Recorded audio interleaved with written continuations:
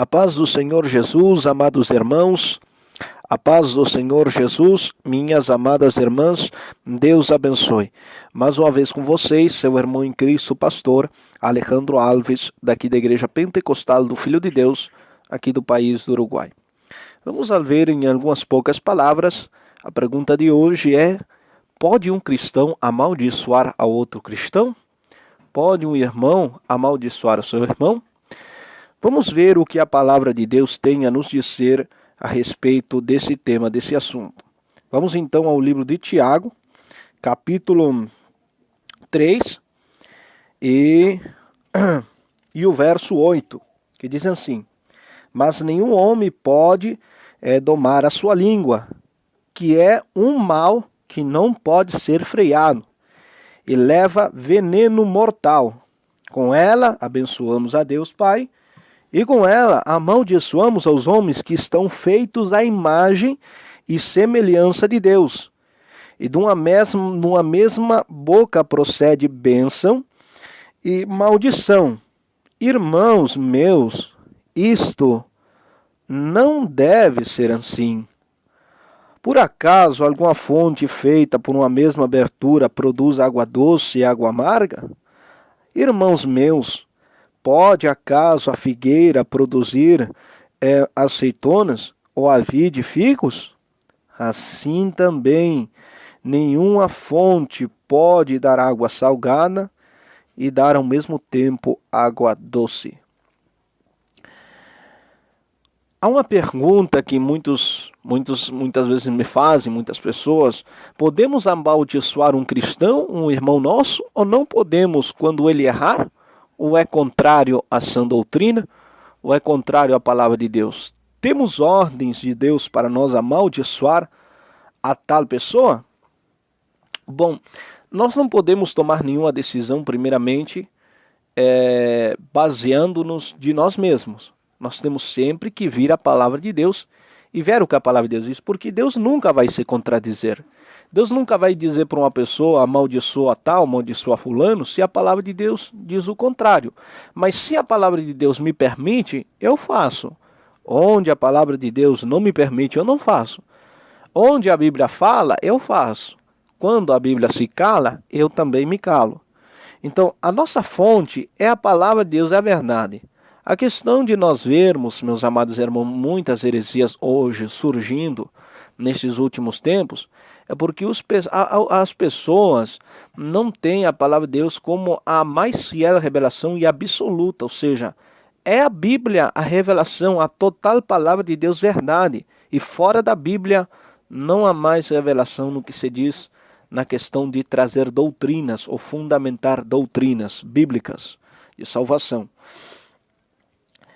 Há pessoas que acham que sim, nós podemos amaldiçoar a tal pessoa que vaja contra a sã doutrina bíblica e se mostre contra, mesmo se oponha firmemente contra a doutrina bíblica.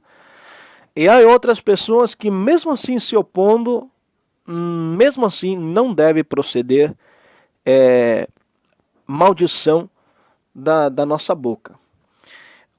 As pessoas que afirmam que pode amaldiçoar, havendo estas questões, elas se basam no capítulo 5 de Atos, que fala ali sobre Ananias e Safira, dessa maldição que Pedro jogou, e que Ananias e Safira morreram, cumprindo-se aquilo que Pedro falou, baixo a autorização do Espírito Santo de Deus, e assim o afetuou, essa espécie de maldição chegou e se concretizou, e nós conhecemos qual foi o fim de Ananias e Safira. O nosso propósito aqui é terminar essa barreira, essa disputa que há entre os irmãos que pensam que pode e aqueles que pensam que não pode, e unir eles no mesmo propósito. Então vamos explicar como realmente se procede essa maldição de Pedro, e vamos explicar também porque a palavra de Deus diz que da nossa boca não pode proceder maldição, como diz aqui, nós acabamos de ler aqui no livro de Tiago, e diz que não pode proceder palavra de maldição. E também vamos explicar essa maldição que Pedro falou a Ananias e Safira, como se procedeu isso, E que Deus cumpriu mesmo, né? E fez ali, nós vimos o resultado, o que aconteceu. Então, amados irmãos, vamos agora ao livro de Pedro. Nós fizemos nós se centramos aqui no livro de Tiago. Agora peço os irmãos me acompanharem ao livro de Pedro. Vamos à primeira epístola de Pedro, que diz assim, capítulo 2, e o verso 21, diz: Pois para isto fostes chamados, porque também Cristo padeceu por nós, deixando-nos o exemplo para que nós sigamos suas pisadas, o qual não fez pecado, nem se achou engano na sua boca. Quem, quando lhe amaldiçoavam, não respondia com maldição. Quando padecia, não ameaçava, senão que encomendava a causa ao que julga justamente. Então, vamos falar um pouquinho desta palavra. Primeiro aqui a palavra de Deus diz que nós fomos chamados, para isso nós fomos chamados. Aqui Pedro, neste contexto, nós podemos começar a ler antes, o contexto aqui desta palavra, que o versículo 21 diz, pois para isto fostes chamados, está falando sobre nós cristãos suportar a tentação, suportar a perseguição, aliás, suportar quando cristãos que se opõem contra nós, suportar aqueles que não são contrários à sã doutrina, aquele que se levantam contra a nossa pessoa, contra o nosso chamado, contra a obra de Deus que for feita, né, que se levanta contra a esperança que nós temos, né? Pedro está orientando que os cristãos, irmãos, eles suportem essas aflições, que não se desanimem, que não paguem mal por mal, que não saia a maldição da sua boca, que não amaldiçoe ninguém, mas que sofram as penalidades com alegria. Pedro chega até a citar aqui, vamos ler aqui, no verso 20, pois que glória é se pecando sois abofeteados e o suportais, mas se fazendo o bom sofreis e o suportais, isto certamente é aprovado diante de Deus.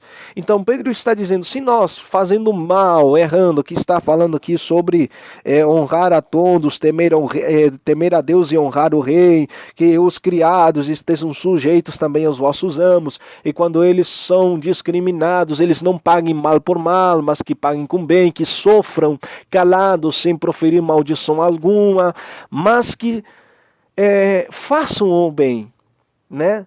Então, em nenhum momento da nossa boca deve proceder juízo de maldição. Por quê? Porque Pedro ainda fala que nós devemos tomar esse exemplo. Então nós devemos sofrer, suportar, sempre dando glória a Deus, abençoando aqueles que nos amaldiçoam, como disse Tiago, como disse Jesus, abençoai aqueles que vos amaldiçoam. Então, ouvir-se que foi dito olho por olho, dente por dente, não, agora eu vos digo, aquele que os amaldiçoar, então vós abençoai os vossos inimigos, orai pelos vossos inimigos, abençoai aquele que vos amaldiçoa. Então a palavra, há muitos versículos na Bíblia que proíbe o uso da maldição literária, literalmente amaldiçoar um cristão, amaldiçoar o próximo, né? Mas não estamos entendendo ainda como é que Pedro amaldiçoou Ananias e Safira e se concretizou. Será que a palavra de Deus não vai em harmonia? Não, a palavra vai em harmonia e vamos entender isso agora. No versículo 21, quando nos fala, pois para isto fosse chamados, isto o quê? O que é isto? Para isto fosse chamado? Para nós padecer juntamente com Cristo. Paulo disse que trazia no corpo dele as marcas de Cristo. Quais são as marcas de Cristo? Perseguição, dor. A Jesus Cristo chamavam ele de que tinha demônio, de endemoniado. Agora nós hoje levantam a calúnia que somos falsos profetas, que isto, aquilo, quando nós ensinamos a verdade, nós não queremos sofrer por Cristo. Então, será que nós estamos certos nisso aí? Então, nós devemos levar as marcas, os padecimentos de Cristo em nossas vidas, como cristão. E isto é bom, porque Pedro diz, pois é para isso mesmo que vocês foram chamados. Quando vocês queiram seguir o bem, o mundo vai vos aborrecer, como também disse-lhe Jesus. No mundo tereis aflição, o mundo vos odiar, já não sois desse mundo. Se fosse desse mundo, o mundo amaria o que é seu. Mas porquanto que não sois, o mundo os aborrece. E entre o mundo estão aqueles que são falsos cristãos, que parecem que saíram do mundo, mas na verdade não saíram, fazem parte do mundo, porque eles perseguem os crentes, mas são aplaudidos pelos... e bem recebidos pelos mundanos, pelas pessoas do mundo, pelos ateus, as pessoas inconversas, enfim. Agora, para isto fossem chamados, diz Pedro, mas também ele manda que nós temos que tomar o exemplo dele, que ele padeceu por nós e deixou o exemplo para que nós sigamos suas pisadas. Verso 22, o qual não fez pecado, nem se achou engano na sua boca. E quando o amaldiçoavam, ele não respondia. Quando amaldiçoavam, não respondia com maldição. Quando padecia, não ameaçava. Ou seja, quando estava padecendo, sofrendo pela mão dos seus agressores, ele não ameaçava ninguém. Olha aí, olha isso aqui. Tanto é que quando vieram prender ele, Pedro cortou a orelha daquele... dos soldados, e Jesus chegou e curou, colocou ele no lugar e curou o soldado ali ferido, e deu amor, demonstrou amor para aqueles que vinham apresar ele e levar ele para ser condenado. Veja só o exemplo de Cristo. Ainda repreendeu a Pedro. Não sabes que tenho eu potestade, se eu quiser, de pedir 12 legião de anjos para que Deus me livre desta? Então agora vamos entender a passagem a maldição de Pedro sobre Ananias e Safira, quando aqui ele mesmo está falando que nós não devemos amaldiçoar literalmente. E a resposta de Ananias e Safira se manifesta no verso 23. Quem, quando lhe amaldicia, não respondia com maldição. Quando padecia, não ameaçava, mas encomendava a causa do que julga justamente. É aí que está. Encomendar a causa àquele que julga justamente. E é aqui que nós devemos se fazer. Quando alguém se levanta contra nós, contra o nosso ministério, contra a nossa vida, contra o nosso chamado, legado, nós sabendo pela palavra de Deus que estamos no certo, não porque nós saiba tudo, não porque nós não sabemos nada, mas a graça de Deus cada dia está nos corrigindo. Nós sabemos que Ele está conosco pela palavra. Todos nós devemos fazer análises diários, como estamos indo, como está a nossa vida diante de Deus. E também sendo humilde para receber exortações dos demais irmãos que nos amam e querem o nosso bem. Então, sabendo disto, que Deus está conosco, porquanto nos guarda na obediência da palavra de Deus, nós agora vamos entender Ananias e Safira. Nós devemos encomendar. Quando nós encomendamos a causa a Deus, nós estamos entregando aquela pessoa inconversa, aquela pessoa que resiste à palavra de Deus, que tem um coração mau, que mesmo assim você fazendo bem para ele, dando tudo que é bem, já tem se cansado de tanto explicar, e a pessoa só contra ti, te dá pau. Persegue o ministério, persegue a obra, persegue a sã doutrina, tenta destruir aquilo que Deus está fazendo. O que nós devemos fazer? Entregar a causa justamente. E aí acontece o que aconteceu com Ananias e Safira. Vamos a Hebreus para que fique mais claro. Hebreus, livro de Hebreus, voltamos atrás agora. Vamos ao livro de Hebreus, capítulo 10, e verso 31. Horrenda coisa é cair nas mãos de um Deus vivo. Quando você entrega uma pessoa desse tipo nas mãos de Deus, você está entregando para que ela seja amaldiçoada. Você está entregando a maldição. Essa pessoa então está muito bem. Então você diz que é assim, bom, então sabe de uma coisa, eu vou te entregar nas mãos de Deus agora.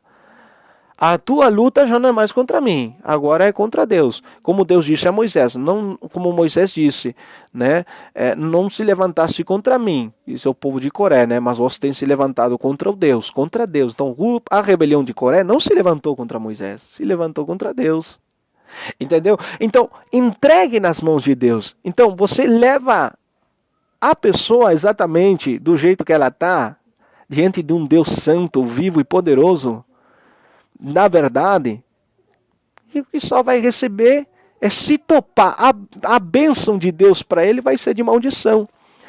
Vou contar 2 testemunhos aqui, que eu tive. Um é do missionário Davi Miranda e outro do pastor Eduardo Santos, nosso pastor Eduardo Santos, que aconteceu o mesmo que aconteceu com Ananias e Safira nesse tipo de maldição. Eu lembro que certa vez houve um presidente, não lembro qual é o nome desse presidente, que ele ia mandar fechar todas as igrejas. E ele tinha uma grande luta contra o missionário Davi Miranda. E ele ligou para o missionário Davi Miranda e disse assim, ó, se prepare porque eu já saí presidente. Eu já saí, eu ganhei. Agora, quando eu entrar assumir o mandato aí, vou mandar fechar todas as igrejas. E o missionário, ele amaldiçoou ele, mas sabiamente. Da boca do missionário não saiu palavra de maldição alguma. Que disse o missionário para ele? Bom, a sua luta é contra Deus, não é contra mim. Se você chamou para me ameaçar, eu não vou responder com ameaça não. Agora a sua luta está nas mãos de Deus. Sabiamente o missionário entregou ele nas mãos de Deus. E Hebreus diz, 10:31, diz, horrenda coisa é cair nas mãos de um Deus vivo. Entregou ele. Toma, está aqui, Senhor. Te entrego ele nas tuas mãos. E nós já sabemos que não chegou um dia antes de assumir a presidência, esse presidente morreu e está hoje no inferno. Aconteceu com Ananias e Safira. Depois tem um testemunho do pastor Eduardo. O pastor Eduardo parece que conhecia um homem que uma hora era de Deus, era de doutrina, mas outra hora parece que começou a contrariar e estava numa ronda, chamou ele para pregar. O pastor Eduardo foi e pregou para as pessoas assim, e ele foi e começou a despregar tudo que o pastor Eduardo tinha pregado. Aí o pastor Eduardo fez mais ou menos o mesmo, né? E ele diz, bom irmão, se você está certo, daqui tantos dias Deus vai fazer alguma coisa, mas se eu estiver certo, daqui tantos dias vai acontecer outra coisa aí. E tanto é que Deus aí abençoou o servo dele, né, o pastor Eduardo Santos. Deus honrou o seu servo e aquele que estava errado contra a doutrina, eu não sei se ele veio morrer ou o que aconteceu com essa pessoa.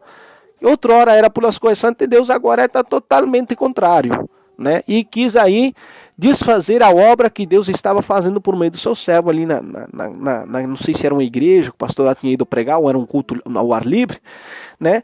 E o pastor Eduardo foi sábio e disse para ele, bom, diz, agora você está nas mãos de Deus, entregou ele de vez, né? Eu não sei se o pastor Eduardo pensou isso ou veio na mente dele de revelação de Deus, mas ele entregou ele. Bom, agora você está nas mãos de Deus, vou te entregar. E a Bíblia diz aqui, ó, Hebreus 10:31, horrenda coisa é cair nas mãos de um Deus justo, de um Deus vivo.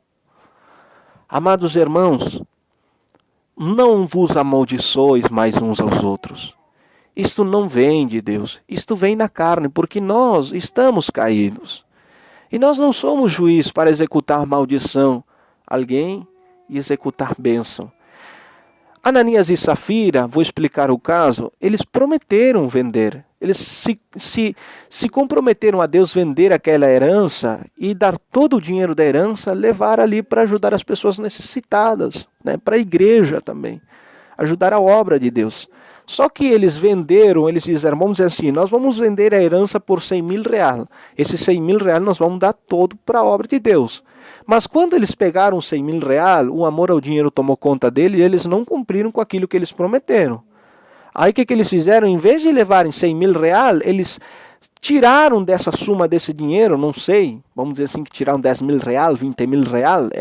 Estou usando o real, que é a moeda que todos conhecem. Logicamente que não era real que eles venderam, né? A Bíblia não fala, a Bíblia especifica muitas classes de moeda, talento, denário, enfim, ciclos de prata e tantas outras moedas que era o comum daquela época.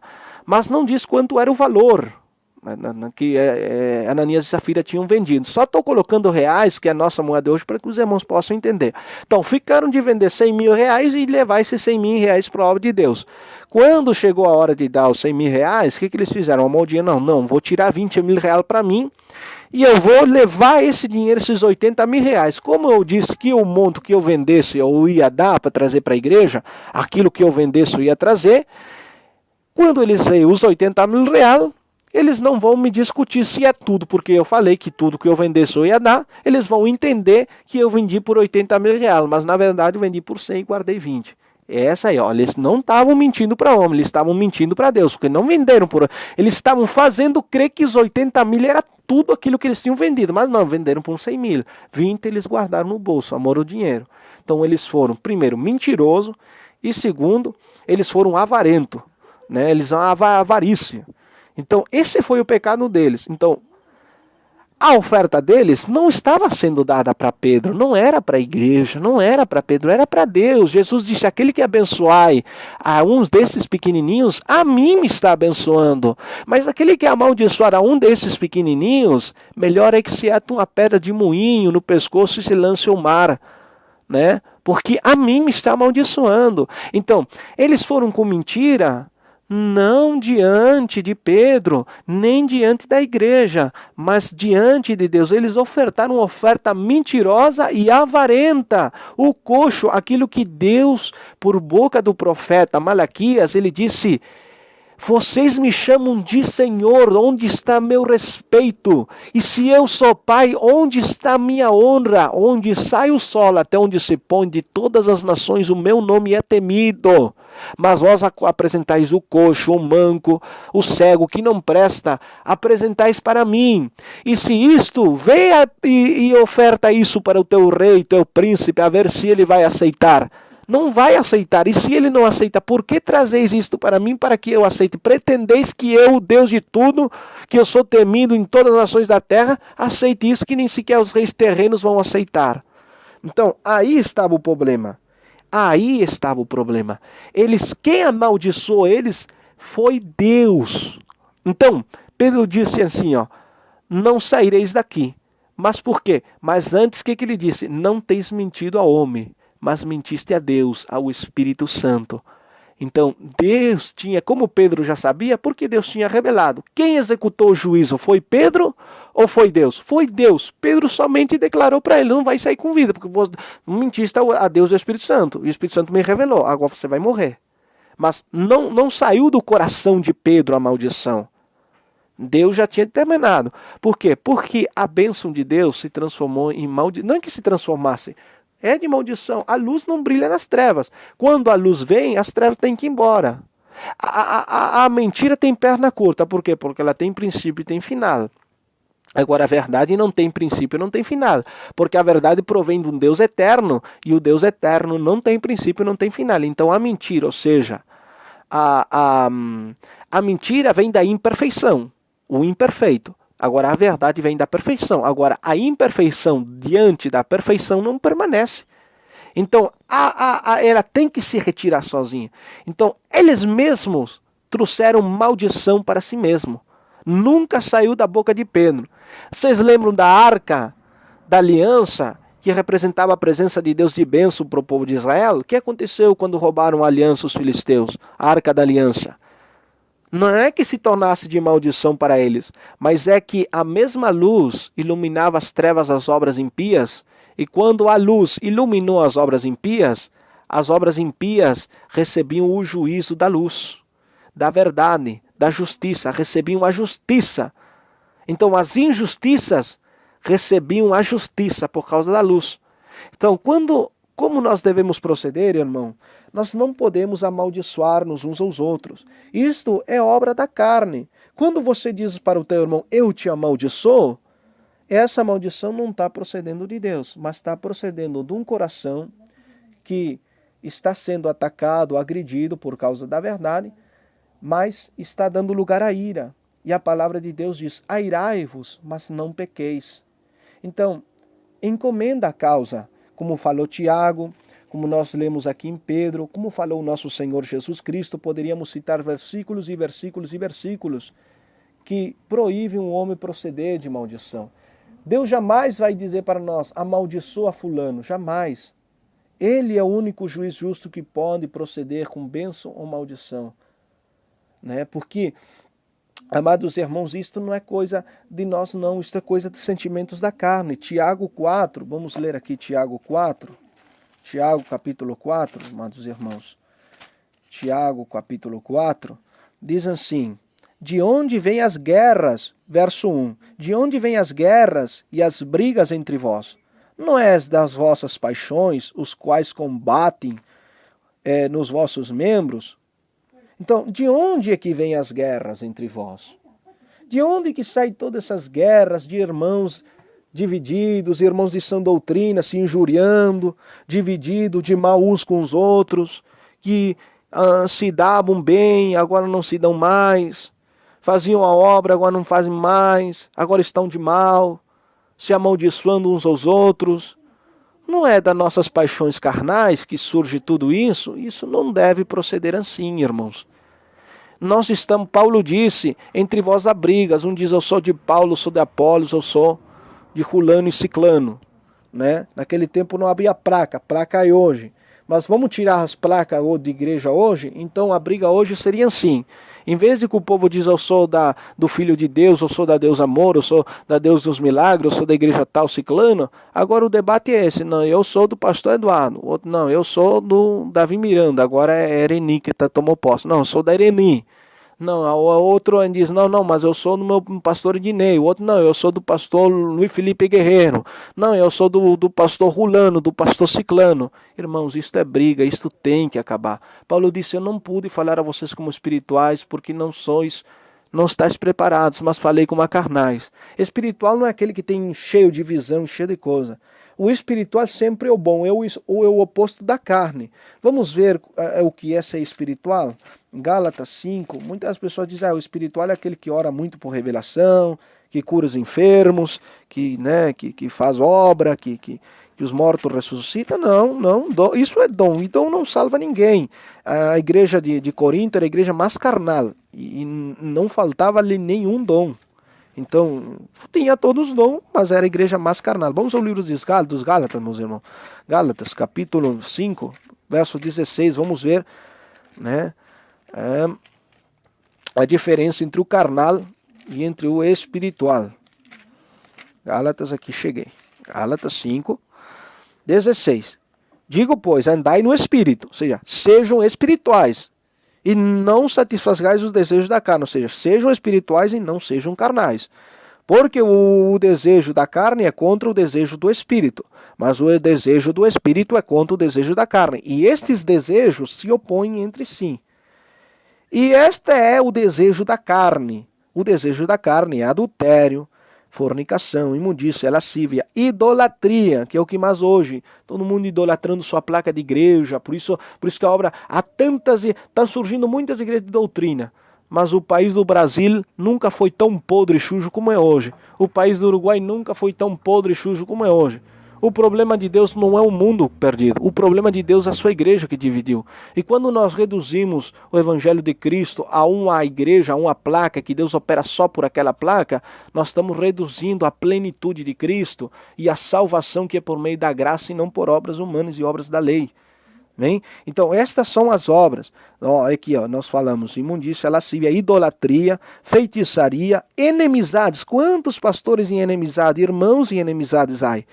Pleitos, brigas, ciúmes, iras uns contra os outros, contendas uns entre os outros, dissensões, heresias, invejas, homicídios, bebedices, orgias e coisas semelhantes, os quais vos amonesto, os que praticais tais coisas não herdarão o reino de Deus. Não, mas prega a doutrina, não importa, está tendo fruto carnal, não é espiritual ainda.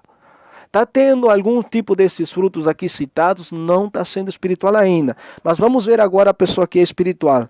Mas o fruto do Espírito é amor, é gozo, é paz. Né? Hebreus 12, 14, seguida a paz para com todos. Eu tenho que seguir a paz para com todos. Até com aqueles que são meus inimigos eu tenho que buscar a paz. A Bíblia diz assim no Sermão das Bem-aventuranças. Vamos lá, vamos no Sermão das Bem-aventuranças, Mateus 5. Vamos a Mateus 5, Mateus capítulo 5 da palavra de Deus. Vamos lá, vamos ver o sermão da bem-aventurança, que quem é o pacificador? Um Deus diz que é bem-aventurado. 5, verso... bem-aventurados, limpos, bem-aventurados. Aqui, 5:9. Bem-aventurados pacificadores, porque eles serão chamados filhos de Deus. Então, todo filho de Deus, ele segue a paz com todos, até com seu inimigo ele anda em paz. Seu inimigo não gosta dele, não porque ele seja ruim, é porque não suporta o amor dele. É porque o inimigo é mau e não suporta o amor dele. É porque o inimigo é mau e não suporta a bondade dele. É porque o inimigo agride e não suporta que ele não agrida quando estão agredindo ele. É isso, vencei as obras más com a bondade. É isso. Então, o amor nunca vai dizer, eu vou seguir amando, tá me difamando, tá com contenda para mim, eu vou seguir te amando. O amor nunca vai deixar de ser. 1 Coríntios capítulo 13, da palavra do Senhor, diz assim: o amor é sofrido, é benigno, o amor não tem inveja, o amor não é jactancioso, se é vanglorioso, né? Aquela pessoa que se vangloria, se é arrogante, não se envanece, não faz nada indevido, não busca o seu próprio benefício, mas os demais, não se irrita, não guarda rancor nem mágoa. É a pessoa que, não, eu não guardo o rancor de fulano, mas está em inimizade, não busca a reconciliação, não busca a pacificação. Beleza, bem-aventurados pacificadores. A boca diz uma coisa, mas a Bíblia diz que a abundância do coração fala, a boca do homem são as suas atitudes. Né? Não, eu não guardo rancor, mas aquela ali me fez isto, aquilo, isto não pode, estou esperando que ele se humilhe. Então, está demonstrando que no coração há ódio. Porque se eu sou um pacificador, eu vou buscar a paz até com o meu próprio inimigo. Né? Então, será que nós realmente somos pacificadores? Será que realmente nós não guardamos rancor? Mas quando nós não guardamos rancor, andamos em paz para com todos. Hebreus 12:14. Buscad a paz para com todos. Com todos não faz exceção de pessoas, tanto bons como ruins. Devemos seguir a paz. Humilhai-vos tanto a Deus como também aos homens, disse Jesus. Quem dá um tapa numa cara, dá o outro lado da cara para receber o tapa. Isso quer dizer, humilhai-vos até mesmo diante dos homens. Vencei ao mal com o bem, porque nisto os maus vão acumular aspas de fogo para o dia do seu juízo. Dessa maneira, nós estamos sendo espirituais. Né? E vamos seguir lendo aqui...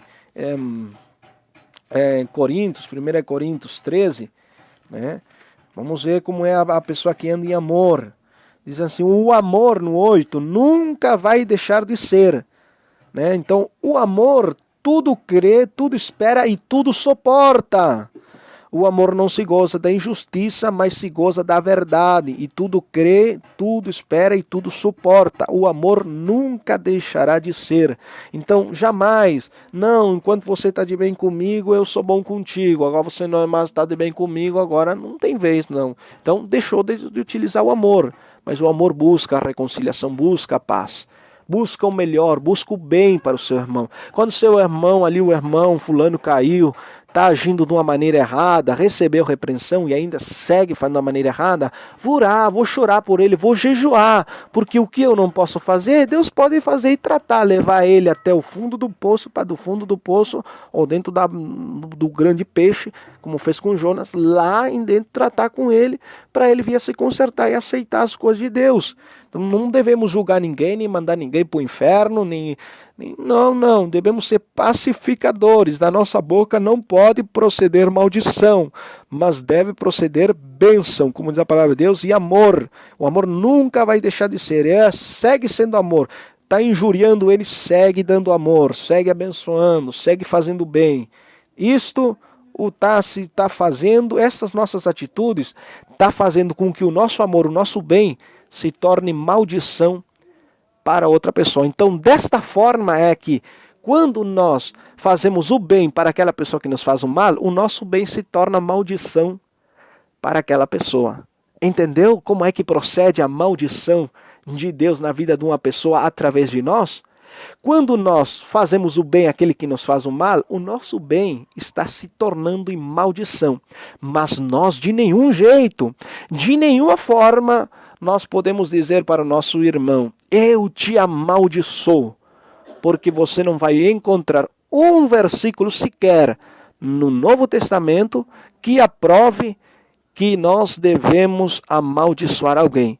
E no Antigo Testamento, não me lembro se tem algum, e se tem, amados irmãos, primeiramente os profetas falaram a mensagem que Deus falou. E Deus foi que mandou amaldiçoar, porque já era maldito. E isso acontecia com os povos pagãos, com os que resistiam, perseguiam e matavam os profetas e perseguiam o povo de Deus. Já desde antes da fundação do mundo, já tinham sido amaldiçoados por Deus. Né? Então nunca nenhum homem de Deus proferiu, nem no Antigo Testamento, nem no Novo, proferiu juízo algum de maldição.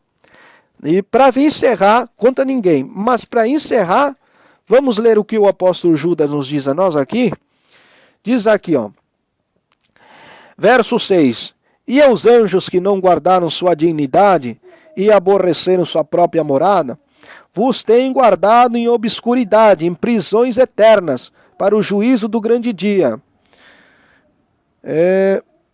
Versículo 7. Como Sodoma e Gomorra e as cidades vizinhas, as quais, da mesmo jeito que aqueles, havendo fornicado e ido em pós de vícios contra a natureza, foram postas como exemplo, sofrendo o castigo do inferno eterno. Não obstante, da mesma maneira, esses sonhadores mancejam a sua carne, rejeitam as autoridades e blasfemam das potestades superiores. Verso 9, que é o que importa aqui. Mas quando o arcanjo Miguel, veja só, nós não somos nem anjos, nós temos aqui num corpo caído ainda, nós não temos sido glorificados com Cristo ainda na ressurreição. Veja só a atitude do arcanjo Miguel. Diz assim, ó, mesmo o arcanjo Miguel, quando contendia com o diabo, disputando com o corpo de Moisés, não se atreveu a proferir juízo algum de maldição contra Satanás, mas disse-lhe que o Senhor te repreenda. Ele entregou Satanás nas mãos de Deus. Está vendo? O próprio diabo, que é maldito, que já foi amaldiçoado, nem sequer o próprio arcanjo Miguel, general dos exércitos de Deus, disse-lhe para o próprio Satanás, procediu algum juízo de maldição, mas ele entregou ele ao próprio Satanás, ao próprio Lucifer, ao próprio ser que já foi amaldiçoado por Deus, e é maldito e será maldito eternamente. Ali, disse-lhe, que o Senhor te repreenda. Ele entregou ele para Deus, nas mãos de Deus. E voltamos a Hebreus capítulo 10 e o verso 31, que diz da seguinte maneira: horrenda coisa é cair nas mãos de um Deus vivo. Então, irmãos, não deixe que o diabo engane vocês por falta de entendimento e que entre vocês hajam brigas, enemizades, discussões, heresias, contenda entre os próprios servos que pregam doutrina. Tem uns que são mais exigentes que outros, mas todos estamos no mesmo trilho. Há uns pastores que são mais celosos que os outros, mas estamos no mesmo trilho. Lembre-se que a semente que caiu em boa terra não foi em todos os lugares que deu fruto a 100 por 1. Houve lugares que deu a 30, outros deu a 60 e outros deu a 100. Nem todos os servos de Deus, eles são exigentes do mesmo jeito que o outro. Alguns são mais exigentes. Por quê? Porque têm um pouco mais de conhecimento. Outros têm um pouco menos. Mas dentro do que eles conhecem, eles são fiéis a Deus. E assim Deus, dentro do que Deus vai ensinando para eles, eles vão se adequando. Mas irmãos, sejamos espirituais. E não deixe o fogo da carnalidade arder em seu coração. E a sua ira, a sua brabeza, falar mais alto que você. E sempre, a nossa regra de fé sempre é a palavra de Deus. E se Deus falou alguma coisa que nós não entendemos direito, vamos à palavra de Deus e procuremos entender dentro de um contexto. Não tiremos versículo isolado, mas vamos buscar tudo dentro do contexto, o que realmente se refere. Porque nós não podemos juntar e espalhar ao mesmo tempo. Porque a palavra de Deus diz, o que não junta, espalha. Então você não pode juntar e espalhar. Ou junta ou espalha, ou abençoa ou amaldiçoa. Deixemos tudo nas mãos de Deus e dessa maneira nós estamos entregando a pessoa rebelde há um juízo, né? Há uma maldição de Deus, né? Em nome de Jesus. Que Deus abençoe. Fiquem na paz do Senhor Jesus.